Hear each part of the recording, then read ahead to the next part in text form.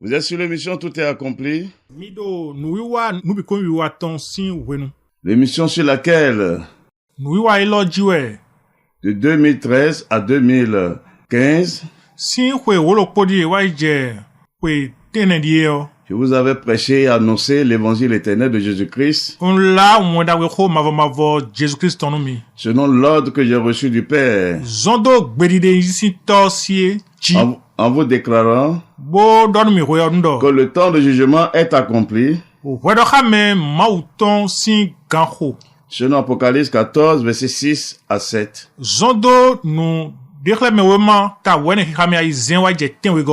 Et lorsque nous lisons ce passage, Apocalypse 14, versets 6 à 7, je vis un autre ange qui volait par le milieu du ciel, ayant un évangile éternel pour l'annoncer aux habitants de la terre, à toute nation, à toute tribu, à toute langue et à tout peuple. Il disait d'une voix forte, craignez Dieu et donnez-lui gloire, car l'heure de son jugement est venue, et adorez celui qui a fait le ciel et la terre, et la mer et les sources d'eau. Et sur ce passage de l'écriture, selon l'ordre que j'ai reçu du Père, que je vous ai déclaré, que le temps de jugement est accompli, et que ce passage de l'écriture est accompli. Car Dieu a fixé un temps pour toutes choses, le temps de la grâce a pris fin déjà en 2013. Et nous voici dans l'heure de la vérité. Dans cette phase où je parle encore, ce n'est pas pour vous annoncer notre évangile, ni pour vous prêcher un autre message, mais c'est pour vous parler de la restauration de cet évangile. Selon l'ordre que j'ai reçu du Père. Et comme j'avais commencé par vous en parler, du retrait de ces ivraies des prophéties des dates,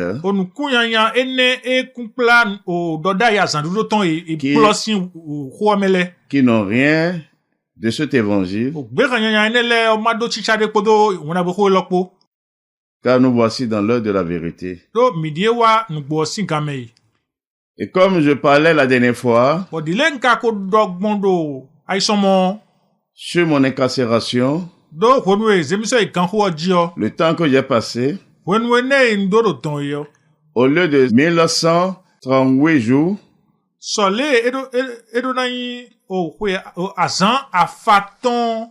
je disais 1137 jours.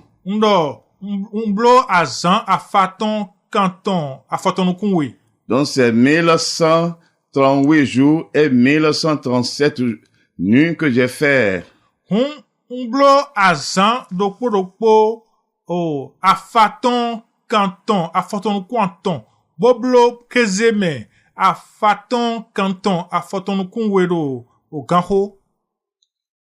Les 1137 nuits, c'est 1137 nuits.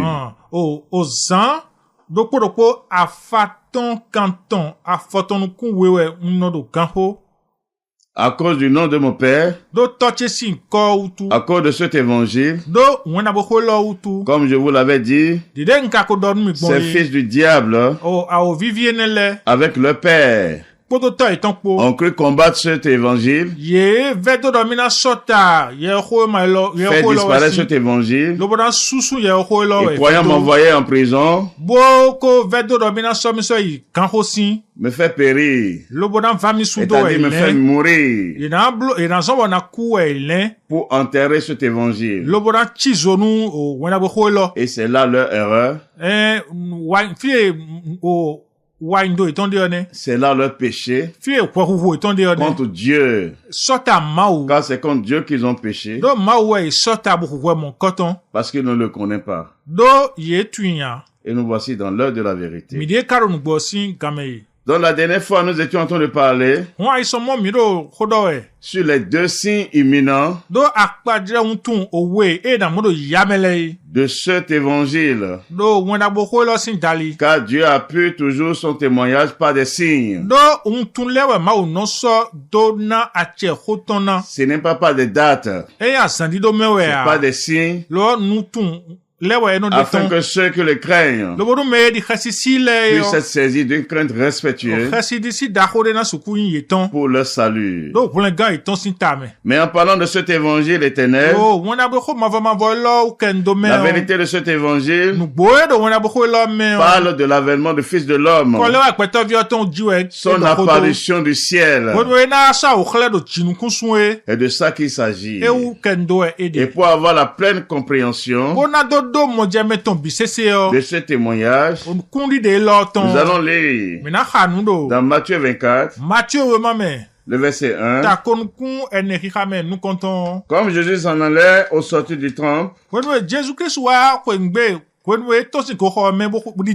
ses disciples s'approchèrent pour lui en faire remarquer les constructions.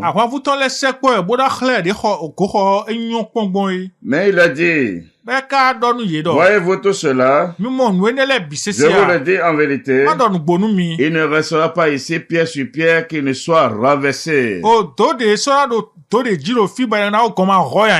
Il s'assit sur la montagne des Oliviers et les disciples vinrent en particulier lui faire cette question. Dis-nous quand cela arrivera-t-il et quel sera le signe de ton avènement et de la fin du monde. Quand nous considérons ce passage, nous avons vu la préoccupation de ses disciples dans le verset 3, après la déclaration qu'il leur a faite au sujet du temple, le temple de Jérusalem, le temple de Salomon, pour sa destruction. Mais les disciples lui ont posé deux questions. La première question, quand est-ce que cela va-t-il arriver? C'est-à-dire la destruction du temple. Mais ils ne se sont pas arrêtés là.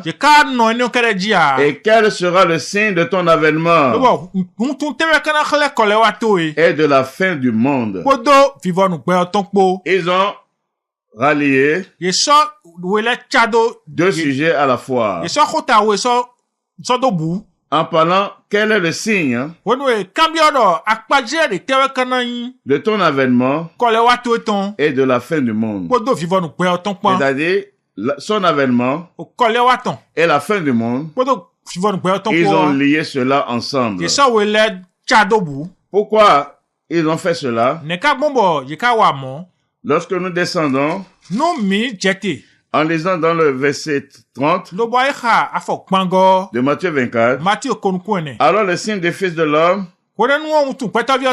paraîtra dans le ciel, toutes les tribus de la terre se l'abattront et elles verront le Fils de l'homme venant sur les nuées du ciel avec puissance et une grande gloire. Et si nous voyons, il leur répondait, alors le signe du Fils de l'homme paraîtra dans le ciel, et la vie de son avènement, ça paraîtra du ciel. Et il s'est pas arrêté là. Toutes les tribus de la terre se l'abattront. Pourquoi il parlait ainsi? Parce que les disciples n'ont pas parlé seulement de son avènement, mais ils ont parlé aussi de la fin du monde. Ça veut dire que ces deux sujets sont devenus un. Ce qui veut dire son apparition du ciel c'est la destruction totale et d'un esprit éternel de ce monde avec tout ce qui renferme. Et c'est là la fin de ce monde. C'est en cela qu'il disait, toutes les tribus de la terre se lamenteront. Ils se lamenteront parce que c'est un jour de vengeance. Toujours dans Matthieu 24, lorsque nous lisons le verset 13 à 14, mais celui qui persévérera jusqu'à la fin sera sauvé. Cette bonne nouvelle du royaume sera prêchée dans le monde entier pour servir de témoignage à toutes les nations.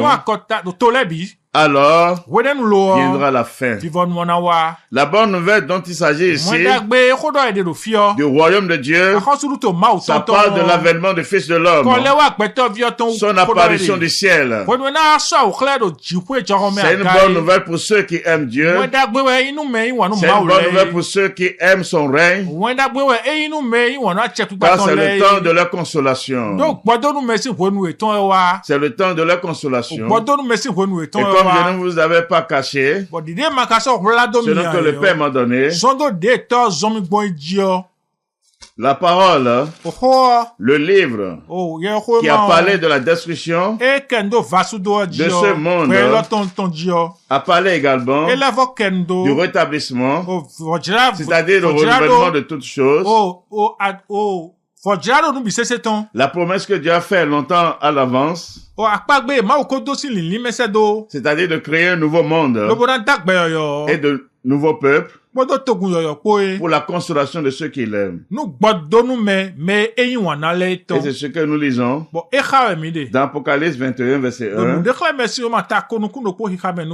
Puis je vis un nouveau ciel et une nouvelle terre, car le premier ciel et la première terre avaient disparu, et la mer n'était plus. Donc nous voyons ici, le témoignage qui est rendu ici, il a dit, puis je vis un nouveau ciel et une nouvelle terre, car le premier ciel et la première terre avaient disparu. Ça veut dire, Dieu a renouvelé toutes choses. Et lorsque nous évoluons, toujours dans ce même chapitre, le verset 5, et celui qui était assis sur le trône dit, voici, je fais toutes choses nouvelles. Et il dit, écrit, car ces paroles sont certaines et véritables. Et il me dit, c'est fait. Je suis l'alpha et l'oméga, le commencement et la fin. À celui qui a soif, je donnerai de la source de l'eau de la vie.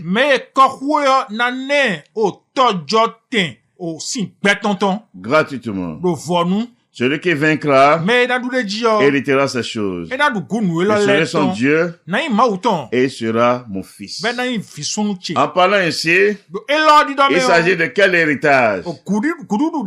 L'héritage de nouveau monde qu'il a déjà créé, car l'Apocalypse est déjà accompli. Et nous sommes dans l'heure de la vérité. Donc celui qui a parlé de la destruction de ce monde, il a parlé également du nouveau monde qu'il a établi par sa puissance pour la consolation de ceux qui aiment son règne, ceux qui ont reçu son témoignage, ceux qui ont cru à cette vérité. Mais lorsque nous parlons de l'apparition du Fils de l'homme du ciel, selon les Écritures, nous avons dit, c'est la destruction totale de ce monde. C'est pourquoi il est dit, toutes les tribus de la terre se lamenteront. Toutes les tribus de la terre se lamenteront.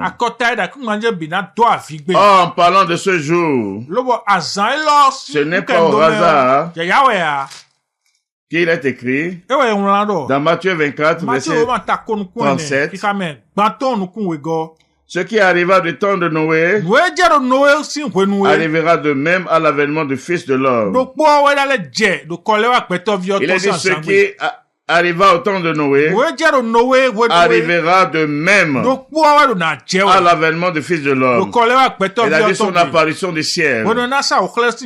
Et nous n'allons pas nous arrêter là. On ne va pas s'arrêter là. On va aller encore dans Luc 17, le verset 26. Ce qui arriva du temps de Noé arrivera de même au jour du Fils de l'homme. Les hommes mangeaient, buvaient, se mariaient leurs enfants, jusqu'au jour où Noé entra dans l'âge. Le déluge vint, et les filles périrent tous. Il dit quand le déluge est venu, quand Dieu a envoyé le déluge du ciel, ça les a tous exterminés. C'est pas arrêté là. Ce qui arriva du temps de Lot arrivera pareillement. Les hommes mangeaient, buvaient, achetaient, vendaient, plantaient, bâtissaient. Mais le jour où Lot sortit de Sodome, il n'y plus de feu et de soufre tomba du ciel. Et les filles tous périrent. Il en sera de même le jour où le Fils de l'homme paraîtra. Donc lorsque les disciples, en posant la question, mettaient les deux événements ensemble, c'est-à-dire l'avènement du Fils de l'homme et la fin du monde, et ce que cela signifie. C'est-à-dire c'est la destruction totale de ce monde. C'est pour cela que le jour de Noé et le jour de Lot ont été donnés en témoignage, en parlant de ce jour. Mais lorsque nous allons au jour de Noé, selon les Écritures, nous allons lire dans Genèse, dans Genèse 7, dans Genèse 7, à partir du verset 17, le déluge fut 40 jours sur la terre. Les eaux creuses et soulevèrent l'arche. Et elle se leva au-dessus de la terre. Les eaux grossirent et s'accrurent beaucoup sur la terre. Et l'arche flotta sur la surface des eaux. Pour gagner le temps, le verset 21, tout ce qui mouvait sur la terre périt, tant les oiseaux que le bétail et les animaux, tout ce qui rampait sur la terre et tous les hommes, tout ce qui avait respiration, souffle de vie, tout ce qui avait respiration, souffle de vie dans ses narines,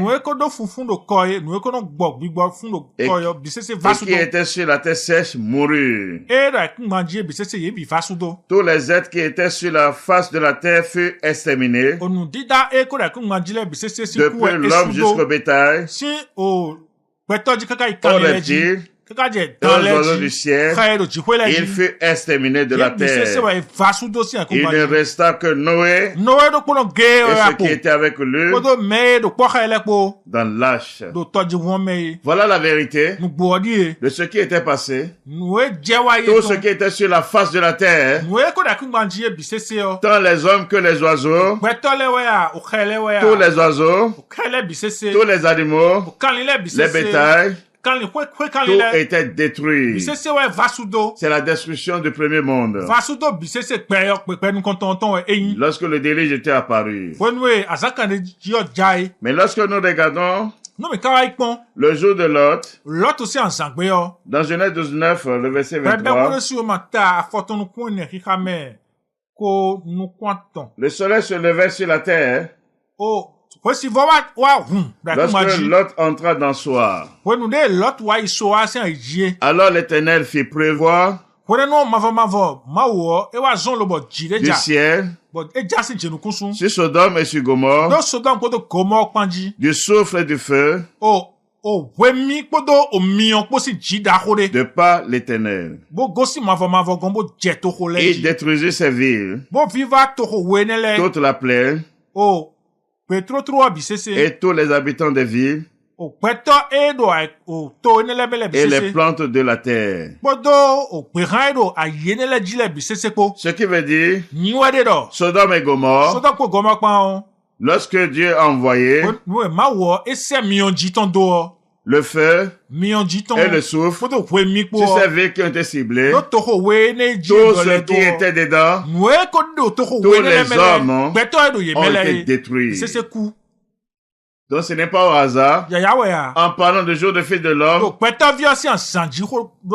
le jour de Dieu, le jour du Seigneur, son avènement, son apparition du ciel, c'est la destruction totale de ce monde, en vue de la manifestation visible du nouveau monde que Dieu a créé pour ceux qui l'aiment. Et nous voici dans l'heure de la vérité. Mais nous n'allons pas nous arrêter là, car le livre de jour, c'est-à-dire l'Apocalypse, car c'est l'Apocalypse qui parle de ce jour, qui parle du jour du Seigneur. C'est pourquoi je vous avais déclaré, selon l'ordre que j'ai reçu du Père, que l'Apocalypse est déjà accompli depuis 2013. Et nous voici dans l'heure de la vérité. Car c'est ce qui est accompli qui se manifeste. Et c'est là l'heure de la vérité. Mais nous allons voir cette vérité dans ce livre. Lorsque nous lisons dans Apocalypse 16, le verset 17, le septième versa sa coupe dans l'air, et il sortit du temple, du trône, une voix forte qui disait, c'en est fait. Qu'est-ce qui est fait? Continuons. Et il y eut des éclairs, des voix, des tonnerres, un grand tremblement de terre, tel qu'il n'y avait jamais eu depuis que l'homme est sur la terre. Un aussi grand tremblement. Et le verset 19, et la grande ville fut divisée en 3 parties, et les villes des nations tombèrent. Et Dieu se souvint de Babylone, la grande, pour lui donner la coupe du vin de son ardente colère. C'est ici, dans ce passage de l'Écriture, que nous venons de lire, c'est ici la destruction totale de ce monde. Car en parlant des villes, des nations, ça désignait tout ce monde. Et lorsqu'il a dit que les villes des nations tombaient, cela parle de la destruction. C'est pourquoi il dit c'en est fait. C'est la destruction de ce monde. Mais il y a une partie qui retient notre attention dans le verset 19, vers la fin. Et Dieu se souvint de Babylone la grande pour lui donner la coupe du vin de son ardente colère. Qu'est-ce que cela veut dire? Dieu donnait pour signe cette œuvre, c'est-à-dire la destruction de ce monde, Babylone la grande, afin que cela puisse vous servir de témoignage. Mais nous allons découvrir qui est alors Babylone. Et voir la vérité qui est derrière cela. Jean lit dans Apocalypse 17, le verset 1. Puis un des 7 anges qui tenaient les 7 coupes vint. Et il m'adressait la parole en disant, viens. Je te montrerai le jugement de la grande prostituée qui est assise sur les grandes eaux. C'est avec elle que les rois de la terre se sont livrés à l'impudicité.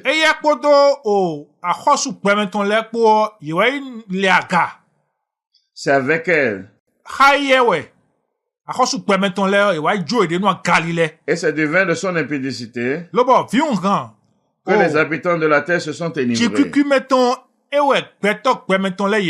Et il me transporta en esprit dans un désert. Et je vis une femme assise sur une bête écarlate, pleine de noms de blasphème, ayant cette tête d'icône. Cette tête est d'icône. Cette femme était vêtue de pourpre et d'écarlate et parée d'or, de pierres précieuses et de perles. Elle tenait dans sa main une coupe d'or rempli d'abominations et des impuretés de sa prostitution. Sur son front était écrit un nom, un mystère. Babylone la grande, la mère des impudiques et des abominations de la terre. Et je vis cette femme ivre du sang des saints et du sang des témoins de Jésus. Et en la voyant, je fus saisi d'un grand étonnement. La femme dont il s'agit ici, cette grande prostituée, dans le verset 5, c'est d'elle qu'il est en train d'être parlé. Babylone. C'est pourquoi elle est écrite sur son front, était écrit un nom, un mystère. Babylone la grande. Donc cette femme, c'est d'elle qu'il s'agit. Babylone, c'est elle. C'est son nom spirituel. Maintenant, nous allons découvrir en vérité qui est cette femme. Toujours dans Apocalypse 17, le verset 18. Et la femme que tu as vue, c'est la grande ville qui a la royauté sur les rois de la terre. Voilà la vérité. La femme dont il s'agit, c'est la grande ville. Il s'agit d'une ville, selon les Écritures. Et cela est indiqué que cette ville, c'est elle qui a la royauté sur tous les rois de la terre. Elle a la royauté sur le roi de la terre. C'est elle qui la dirige.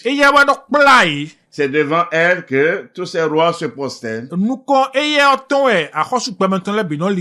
Et quand nous promenons nos regards sur la terre, quelle est cette ville? Il s'agit de Rome. C'est pourquoi ce monde, si nous prenons cet exemple, le calendrier de ce monde, c'est le calendrier romain. Les fêtes de ce monde, c'est les fêtes romaines qu'ils ont imposées au monde.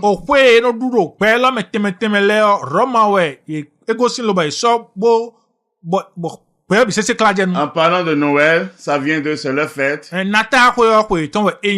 En parlant de janvier, c'est leur fête. C'est pourquoi le calendrier reconnaît toutes ces choses.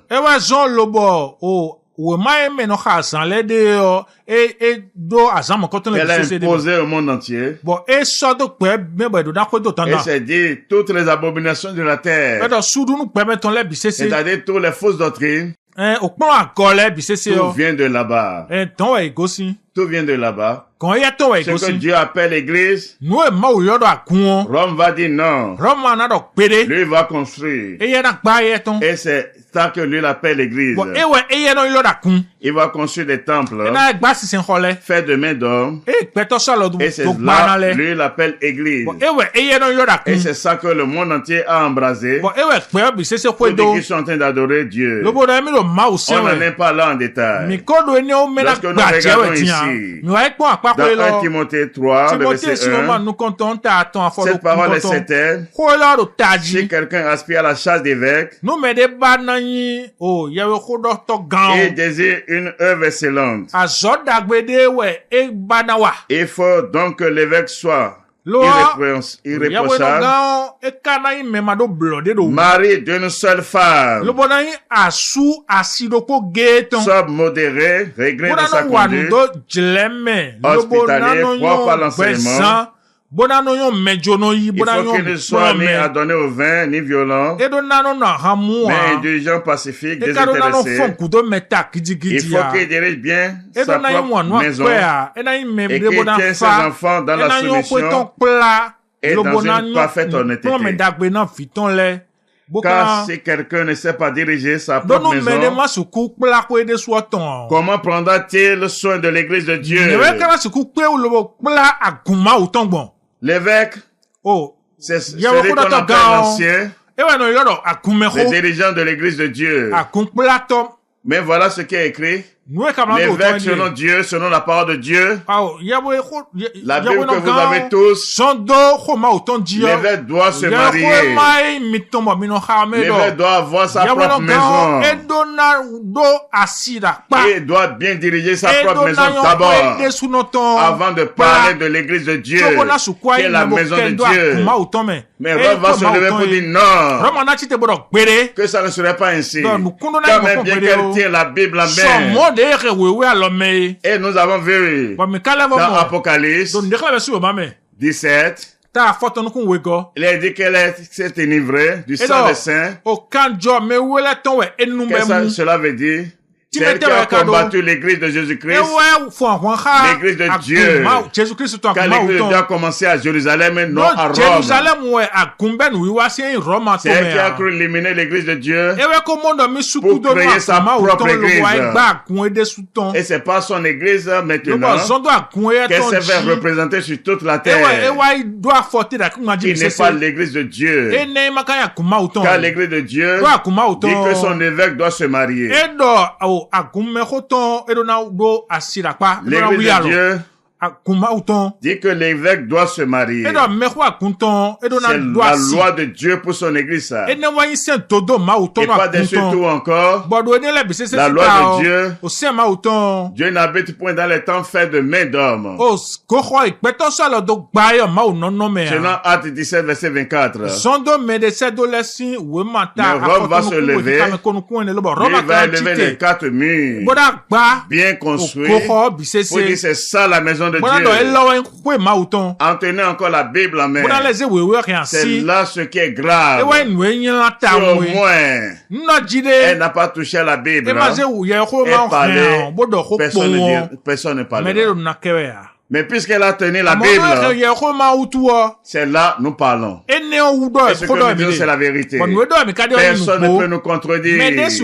C'est écrit. L'évêque doit se marier. Donc, elle n'est rien de l'église de Dieu. L'église que Rome a créée n'est pas l'église de Dieu. C'est une abomination. Donc, cette femme dont il s'agit, selon les Écritures, dans Apocalypse 17, verset 18, cela parle de Rome, qui est représenté par son église, qui est représenté par son église,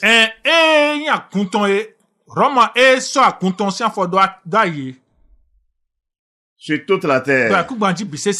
Et cela parle de l'église catholique romaine. Voilà la vérité. Qui va dire le contraire? Vous avez la Bible en main. On a le temps, on va rentrer dans les détails. Mais voilà Mais ce que nous disons, c'est elle qui est donnée comme signe de ce témoignage. Le premier signe imminent dans lequel nous sommes. C'est elle qui est donnée. C'est pourquoi on a parlé de son jugement. Lorsque nous lisons dans Apocalypse 17, le verset 1, puis un des 7 anges qui tenaient les 7 coupes vins, et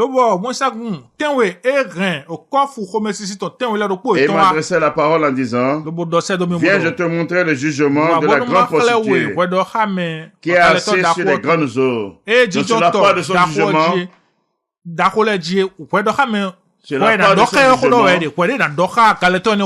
et pour voir la vérité sur son jugement, nous lisons dans Apocalypse 18, le verset 4.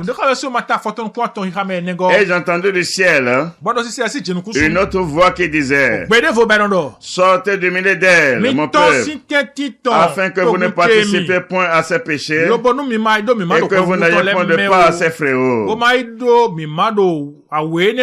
Car ces péchés se sont accumulés jusqu'au ciel, et Dieu se souvient de ses iniquités. Payez-la comme elle a payé, et rendez-lui au double selon ses œuvres. Dans la coupe où elle a versé, versez-lui au double. Autant elle s'est glorifiée plongée dans le luxe, autant donnez-lui de tourments et de deuil. Parce qu'elle dit en son cœur, je suis assise en reine, je ne suis point veuve, et je ne verrai point de deuil. Et le verset 8, et le verset 8, à cause de cela, en un même jour, ces fléaux arriveront. D'abord le deuil et la famine, et elle sera consumée par le feu. Car il est puissant, le Seigneur Dieu qui l'a jugé. Voici la vérité. Dieu avertit toujours. Dieu avertit toujours. Il est écrit dans le verset 4 de Apocalypse 18, sortez du milieu d'elle, mon peuple.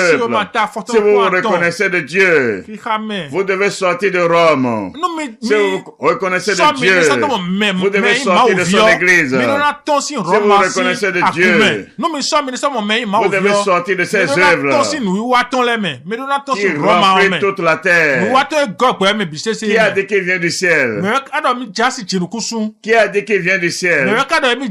C'est le Seigneur Jésus-Christ qui a dit qu'il vient du ciel.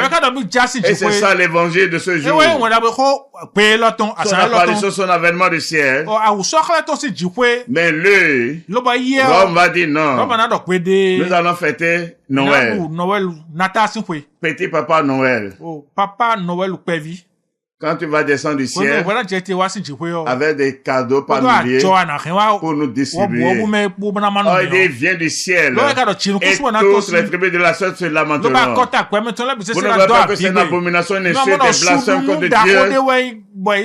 Et de son vêtement éteint de sang. Dans Apocalypse 19, le verset 13. Son vêtement éteint de sang. Et son vêtement est rouge. Qu'il vient en habit rouge. C'est Jésus-Christ. Le Fils de l'homme. Dans toute la gloire du Père. Dieu béni éternellement. Mais cette prostituée va dire non. Nous allons fêter Noël. Petit papa Noël. Quand tu vas descendre du ciel. Et nous sommes dans le temps où elle a corrompu toute la terre. Il a aveuglé toute la terre avec ses abominations. Vous devez sortir de ces œuvres-là. Comme c'est dit, lorsque nous lisons dans Apocalypse 18, le verset 4, et j'ai entendu du ciel une autre voix qui disait, sortez du milieu d'elle, mon peuple, afin que vous ne participiez point à ses péchés, et que vous n'ayez point de part à ses fléaux. Car ces péchés se sont accumulés jusqu'au ciel. Et Dieu s'est souvenu de ses iniquités. Son jugement est déjà accompli. En 2013, par la puissance de Dieu. Et c'est le sceau qu'il m'a donné pour vous avertir. C'est le premier signe de cet évangile qu'il m'a donné. L'évangile éternel de Jésus-Christ. Mais lorsque nous venons dans le verset 8, à cause de cela, en un même jour, ces fléaux arriveront. La mort, le deuil et la famine. Parce que son jugement est en deux phases. C'est là la première phase. Je vous redis cela. Le verset 8. À cause de cela, en un même jour, ces fléaux arriveront. La mort, le deuil et la famine. Voilà la première phase de son jugement. Et pour vous dire la vérité, si vous voulez comprendre, c'est ça que vous avez vu qui a été manifeste sur toute la terre officiellement en 2020. Le fléau que vous avez vu sur la terre, c'est ça, ça vient de Dieu. C'est pourquoi ça a frappé toutes les nations. Il n'y a pas cette nation qui a été épargnée. Parce que le Tibet a été rendu, tous les habitants de la terre se sont enivrés du vin de son impudicité. Où est-ce qu'on ne voit pas son œuvre sur la terre? Où est-ce qu'on ne parle pas de Pâques? Où est-ce qu'on ne parle pas de Noël? Où est-ce qu'on ne parle pas de Pentecôte? Où est-ce qu'on ne parle pas de janvier? C'est ces œuvres-là qui n'ont rien à voir avec Dieu en ce jour. Dans quelle nation on ne construit pas des temples pour dire que c'est la maison de Dieu? Abomination. Dans quelle nation il ne construit pas non seulement pour dire c'est la maison de Dieu, mais dire ils vont faire les offrandes, ils vont faire les dîmes. Abomination. On n'en est pas là en détail. Donc voilà. Donc pour vous dire la vérité, c'est son jugement que vous avez vu, qui a été manifeste en 2020 sur toute la surface de la terre. Je vous parle en vérité. Et la deuxième phase, toujours dans Apocalypse 18, le verset 8, et elle sera consumée par le feu. Car il est puissant, le Seigneur Dieu qui l'a jugé. Et c'est là que nous sommes maintenant. C'est dans la porte là que nous sommes. Vous allez voir la fumée de son embrasement. La fumée de l'embrasement de Rome. Comme au jour de Sodome, comme au jour de Gomorrhe. C'est pourquoi cela a été donné à l'exemple pour parler de ce jour. Cette ville-là, vous allez voir la manifestation de la fumée de son embrasement qui va se lever de la terre pour monter au sein des siècles, car elle ne sera point rebâtie, pour que cela vous serve de témoignage au milieu des nations. Et c'est l'œuvre de Dieu. Et c'est en cela, il m'a donné son sceau pour vous avertir. Et c'est ce que j'ai fait. Et ce que j'ai déjà fait.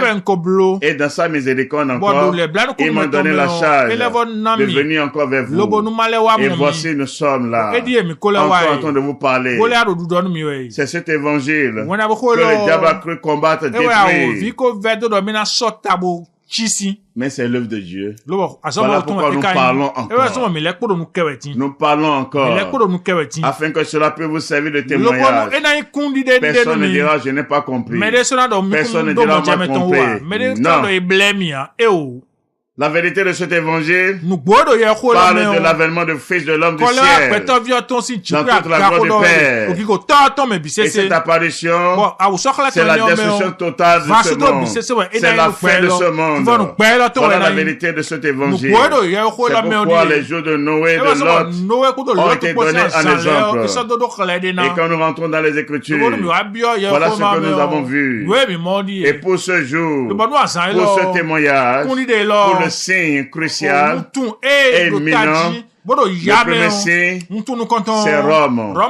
Sa destruction, sa disparition pour toujours. Et c'est dans la porte là que nous sommes maintenant. C'est un écran d'œil que vous allez voir cela. Et c'est le signe, le premier signe. Mais le second signe que nous allons voir, c'est l'apparition de la bête. C'est-à-dire l'Antéchrist.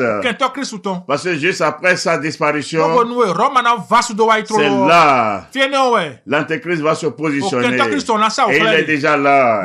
Il est déjà là. Lorsque nous lisons dans 2 Thessaloniciens 2, verset 1, pour ce qui concerne l'avènement de notre Seigneur Jésus-Christ, et notre venue avec lui, nous vous prions, frères, de ne pas vous laisser facilement ébranler dans votre bon sens et de ne pas vous laisser troubler, soit par quelque inspiration, soit par quelle parole, ou par quelque lettre qu'on dirait venue de nous, comme si le jour du Seigneur était déjà là. Et le verset 3, que personne ne vous séduise d'aucune manière, car il faut que l'apostasie soit arrivée auparavant.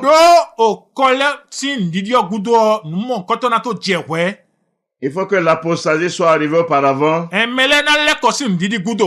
qu'on ait vu paraître l'homme du péché, le fils de la perdition, l'adversaire qui s'élève au-dessus de tout ce qu'on appelle Dieu ou de ce qu'on adore, jusqu'à s'asseoir dans le temple de Dieu se proclamant lui-même Dieu.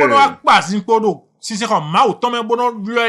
si ça parle de ce jour, il s'agit de l'avènement du Fils de l'homme du ciel, son apparition du ciel et l'enlèvement des saints. Sans cela, il parle de notre réunion avec lui. Mais le verset 3, que personne ne vous séduise d'aucune manière, car il faut que l'apostasie soit arrivée auparavant. L'abandon de la foi. C'est ça que nous assistons par le vin de Babylone sur toute la terre. Des abominations sur la terre. Les gens sont détournés de la foi. Car la foi vient de ce qu'on entend. Et ce qu'on entend vient de la parole de Christ. Car la parole de Christ dit il faut construire pour appeler église. Quelle parole de Christ dit il faut construire pour appeler temple de Dieu. Quelle parole de Christ dit qu'il faut fêter par Pentecôte. Quelle parole de Dieu dit qu'il faut fêter Noël. Au janvier. Vous avez vu ça où? C'est de l'apostasie. C'est de l'apostasie. L'abandon de la foi. C'est l'abandon de la foi. C'est l'apostasie. Et nous voici dans l'heure de la vérité. Nous voici dans l'heure de la vérité. Lorsque nous parlons de l'apostasie, dans 2 Timothée 4, le verset 3, car il viendra un temps où les hommes ne supporteront pas la saine doctrine, mais ayant la démangeaison d'entendre les choses agréables, ils se donneront une foule de docteurs selon leurs propres désirs. Détourneront l'oreille de la vérité et se tourneront vers les fables. C'est pourquoi aujourd'hui vous allez voir une multiplicité de soi-disant églises partout dans les rues et chacun est président fondateur de son entreprise. Il est président et fondateur. Est fondateur. Ça veut dire que c'est sa propriété. Tout est dit déjà là. Président fondateur. C'est l'œuvre de l'Antéchrist. Tout ce monde-là, c'est des antéchrists. On va venir en détail. Et vous verrez encore la vérité. Selon les Écritures. Donc, il a parlé de l'apostasie, c'est de ça que nous sommes, l'abandon de la foi. Car tout ce qui s'élève aujourd'hui, pour les hommes pas de l'adoration de Dieu sur la terre, n'a aucune base biblique, n'a aucune base sur la parole de Dieu. Ils se sont détournés de la vérité. Ils se sont détournés de la foi. Et c'est dans ça que nous sommes. Mais il n'a pas dit seulement ça. Et qu'on avait parlé l'homme du péché, le fils de la perdition. Cela parle de l'antéchrist. Il s'agit de l'antéchrist qu'on va voir d'abord. Qui va apparaître. Qui va apparaître. Et c'est là le deuxième signe. C'est là le deuxième signe. Cela parle de l'antéchrist qui va apparaître lorsque Babylone va disparaître. C'est lui qu'on va voir visiblement sur la tête de ce monde, qui sera un chef mondial, qui va établir sur toute la terre sa justice. Et c'est là encore l'œuvre de Dieu. Mais il a dit quelque chose ici dans 2 Thessaloniciens 2, le verset 5. Ne vous souvenez-vous pas que je vous disais ces choses lorsque j'étais encore chez vous? Et maintenant vous savez ce qui le retient, afin qu'il ne paraisse qu'en son temps. Car le mystère de l'iniquité agit déjà. Il faut seulement que celui qui le retient encore est disparu.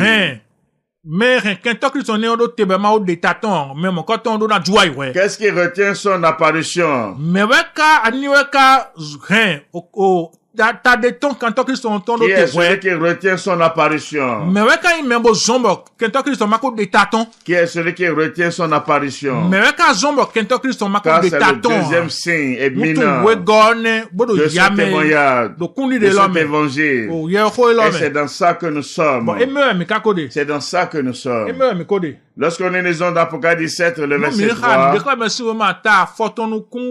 le verset 3, et me transporta en esprit dans un désert, et je vis une femme assise sur une bête écarlate pleine de noms de blasphème, ayant 7 têtes et 10 cornes. Il a dit que cette femme-là, c'est-à-dire Babylone, est assise sur une bête. La bête dont il s'agit ici parle de l'antéchrist, l'homme de péché là. Ça veut dire que c'est Babylone qui est en train de la maintenir, qui maintient cette bête-là. Mais lorsque vous lisez toujours dans le même chapitre, à partir du verset 16 à 17, les décors que tu as vus et la bête railleront la prostituée, la dépouilleront et la mettront à nu, mangeront ses chairs et la consumeront par le feu. Car Dieu a mis dans leur cœur d'exécuter son dessein et d'exécuter un même dessein et de donner leur royauté à la bête jusqu'à ce que les paroles de Dieu soient accomplies. Nous voici à la fin de cette émission. Voici à la fin de cette émission. C'est la vérité que je vous ai dit. On en reviendra. Car c'est le moment. Que celui qui a d'oreilles pour écouter, écoute. Celui à qui il a été donné de comprendre. Nous voici à la fin de cette émission.